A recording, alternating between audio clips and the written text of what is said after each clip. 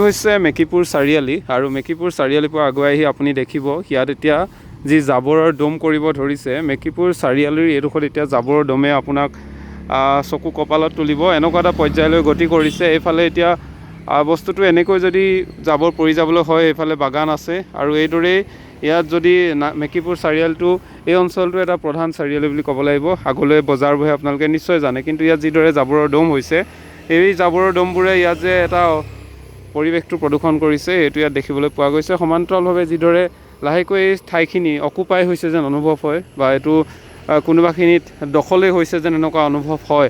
আৰু এই চাওক ইয়াত যিদৰে এতিয়া জাবৰ জমা হৈছে, এই জাবৰবোৰে এতিয়া গেলা গোন্ধ হ'বলৈ ধৰিছে আৰু পৰিৱেশটো সম্পূৰ্ণৰূপে প্ৰদূষণ হ'ব ধৰিছে। এই ক্ষেত্ৰত এতিয়া বিহিত ব্যৱস্থা কিয় প্ৰশাসনে গ্ৰহণ কৰা নাই।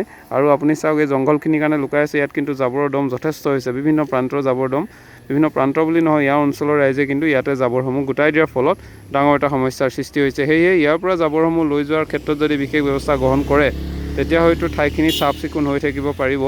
কাৰণ এই চাৰিআলিটোৰ পৰা আপুনি গেলেকীলৈ যোৱা হয়, বিভিন্ন স্থানলৈ যোৱা হয়, বহু লোক কেইদিনমানৰ পিছত পুনৰ কমলাবাৰীলৈ যাব বা গেলেকী ইক' পাৰ্ক এনেধৰণে ফুৰিব বা বিভিন্ন ঠাই বৰশিললৈ যাব।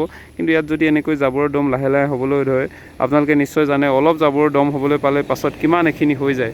সেয়ে ইয়াৰ ওপৰত বিশেষ ব্যৱস্থা গ্ৰহণ কৰিব বুলি আশা কৰিলোঁ, নহ'লে ঠাইখিনি আকৌ লাহে লাহে কাৰোবাৰ হাতত যাবগৈ যেন অনুভৱ হয়। আৰু এইটো মেকিপুৰ চাৰিআলি আপোনালোকে জানিছেই, মেকিপুৰ চাৰিআলি এইটো পথ যিটো গেলেকীলৈ যাব পাৰি, তাৰ কিনাৰতে কিন্তু ইয়াত জাবৰৰ দম অত্যাধিক হোৱা পৰিলক্ষিত হৈছে। সেয়ে ইয়াৰ ওপৰত প্ৰশাসনে বিহিত ব্যৱস্থা গ্ৰহণ কৰিব বুলি আশা কৰিলোঁ। আমাৰ দায়িত্ব হৈছে দেখাই দিয়া, তাৰপাছত তেওঁলোকে কি ব্যৱস্থা গ্ৰহণ কৰে এইটো কিন্তু লক্ষণীয় হ'ব বা আমি নজৰ দি থাকিম। তথাপিও আমি দেখাই দিছোঁ যাতে পৰিৱেশটো সুন্দৰ হৈ থাকে। ইয়াতে যদি জাবৰ পেলোৱা হয়, তেনেহ'লে লাহে লাহে এই ঠাইখিনিও আকৌ প্ৰদূষিত হ'বলৈ ধৰিব। ধন্যবাদ।